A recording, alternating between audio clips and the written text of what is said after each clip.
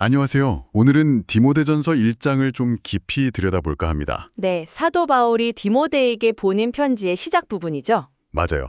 따뜻한 격려로 시작하는 듯 하다가 금방 좀 단호한 지침들이 나오더라고요. 그렇죠. 분위기가 확 바뀌죠. 처음에는 은혜, 긍휼, 평강 이런 인사말로 시작하는데요. 1, 2절 바로 에베소 상황으로 그 핵심으로 들어가더라고요. 네, 디모데가 왜 에베소에 있어야 했는지 그 이유를 딱 짚어주죠. 어떤 사람들한테 다른 교훈을 가르치지 말라, 또 신화와 끝없는 족보에 몰두하지 말라 이렇게요.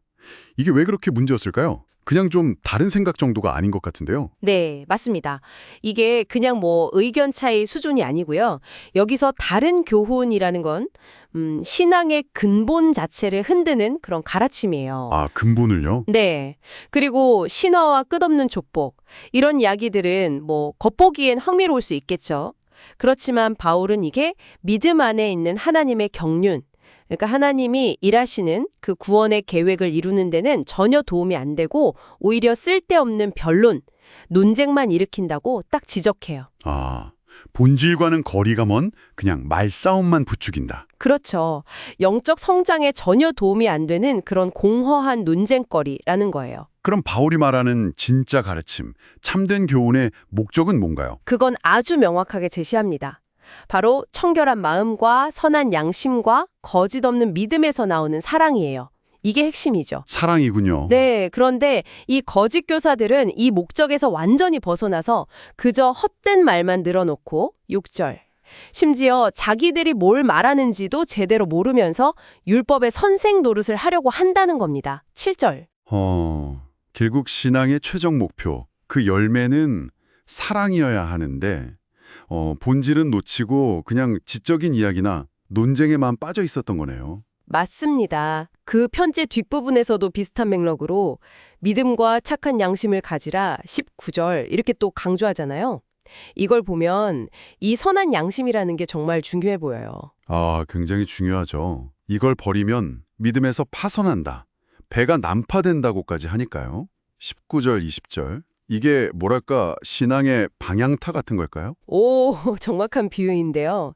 선한 양심을 버린다는 건 하나님 앞에서 옳은 것과 그른 것을 분별하는 우리 안의 기준, 그 내적인 목소리를 그냥 무시해 버리는 거거든요. 네네. 그건 결국 믿음이라는 배를 난파시키는 아주 치명적인 결과를 낳는다는 거죠. 그 예시로 후메네오와 알렉산더를 들고요. 아, 그 사람들이 예시군요. 네. 그래서 바울이 디모데에게 믿음과 함께 이 착한 양심을 꼭 붙들고 선한 싸움을 싸우라 18절 이렇게 명령하는 겁니다. 아하.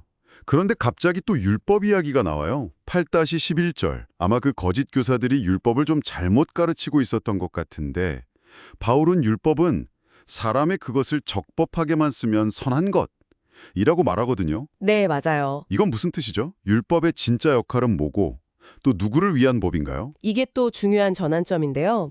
바울은 율법 자체는 선하다고 인정해요. 하지만 그 목적을 오해하거나 잘못 사용하면 안 된다는 거죠. 목적이 중요하다. 하나님의 뜻을 거스르는 온갖 종류의 죄악들 있잖아요. 불법, 불복종, 경건하지 않음, 죄인, 거룩하지 않음, 망령됨, 아버지를 치는 자, 어머니를 치는 자, 살인하는 자, 음행하는 자. 9절, 10절 엄청 많죠. 와, 정말 구체적이네요. 네, 이런 죄들을 저지르는 사람들을 위한 것이라고 설명해요. 그러니까 율법은 마치 엑스레이처럼 뭐가 잘못됐는지 죄가 뭔지를 명확하게 드러내 보여주는 그런 진단 도구 역할을 한다는 거죠. 와, 율법을 진단도구로 본다니 흥미로운 관점이네요. 네, 이렇게 죄를 깨닫게 하는 율법의 역할은 결국 우리를 어디로 인도하냐면 복되신 하나님의 영광의 복음, 즉 예수 그리스도를 통한 구원의 기쁜 소식으로 이끌어 가는 겁니다. 아, 연결이 되는군요. 그렇죠. 내가 죄인이라는 것을 알아야 구원자가 왜 필요한지, 그 은혜가 얼마나 절실한지를 깨닫게 되니까요. 그렇군요.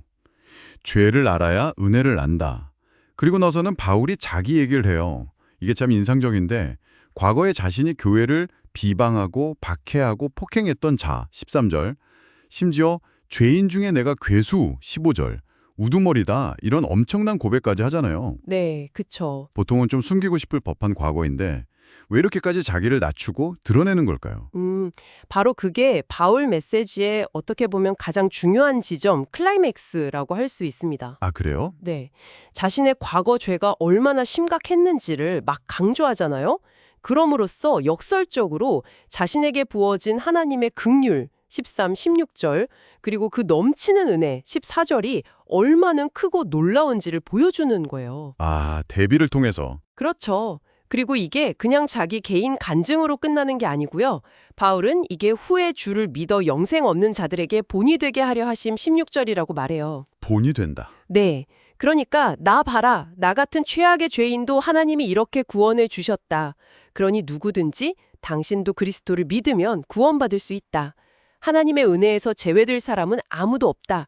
이 강력한 메시지를 자기 삶으로 그냥 증명해 보이는 거죠. 와, 정말 강력한 증언이에요. 네. 바울의 이 고백 자체가 그리스도 예수께서 죄인을 구원하시려고 세상에 임하셨다. 15절에는 이 복음의 핵심 진리를 가장 생생하게 보여주는 살아있는 증거인 셈입니다. 그렇군요. 그러니 이런 놀라운 은혜를 경험한 사람으로서 하나님께 영광과 찬송을 영원히 돌리는 것, 17절? 이건 너무나 당연한 반응이겠죠? 정말 그 간증의 무게가 느껴지네요.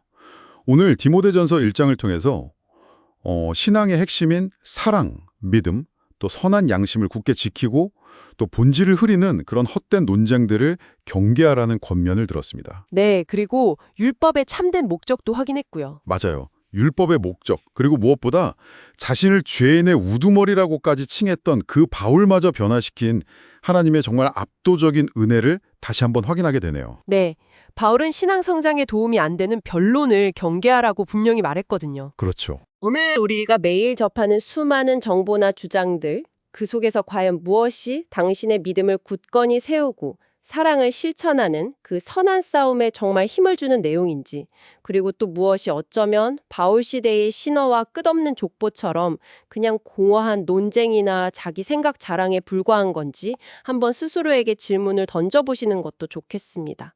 당신은 이걸 어떻게 분별하고 계신가요? 네, 정말 중요한 질문인 것 같습니다. 오늘날 우리에게도 꼭 필요한 분별력이겠죠. 오늘 말씀 감사합니다. 네, 감사합니다.